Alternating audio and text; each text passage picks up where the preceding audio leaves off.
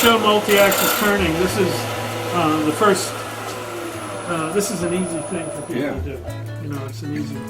So see, here's that line starting to emerge just in that part. I have to still turn my bead there, but that started to come. So this line will continue as a smooth shape there. Mark Spheri is one of the country's foremost woodturners. He runs the fine woodworking program at Bucks County Community College in Newtown, Pennsylvania, and he writes and travels extensively, giving talks at museums and craft schools across the country. His multi-axis turnings are known both for their grace and their humor. Multi-axis, or off-center turning, pushes turning out of the realm of round by turning an object first on one set of centers and then remounting it to turn it on another set. This has centers that are offset to turn one side, and then they're shifted to the other set of centers to do the other side. If the lines between the sets of centers are parallel to each other, the cross-section of a finished piece is shaped like a football. If the centers are at an angle to each other, the piece may look as if it were angled, like this leg, or it may look offset, as in this rolling pin, which Spheri calls Homeland Security, a piece he meticulously laid out in advance. So this would be a rolling pin, and this is the center portion of it. There's one handle, and then I'll put a handle over here. Now, I take a pair of scissors, and I'm going to cut this out.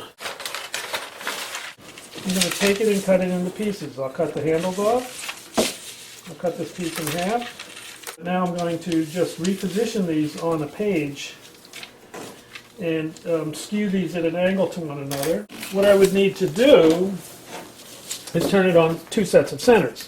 One would be along that axis to turn this portion, and the other would be to turn it on this axis to turn that portion.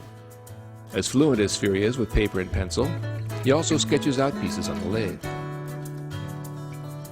This was my sketch, as it were, a three-dimensional sketch, which I do a lot of, experimenting to come up with ideas. It's very hard to just go and scribble it on a piece of paper and have it be accurate, because what you're going to end up doing is a three-dimensional interpretation. Why not just do it three-dimensionally? That seems to work best for me. So here is another example of what I call a squiggle form. And I wondered what it would look like if I did that shape on one side, but on the other side did something that was nice and just a gentle curve. And this was the piece that I made directly after that. And so you can see it's got that bead cove bead business on the one side, and it's just sort of a gentle curve on the other. And it kind of looked like a figure.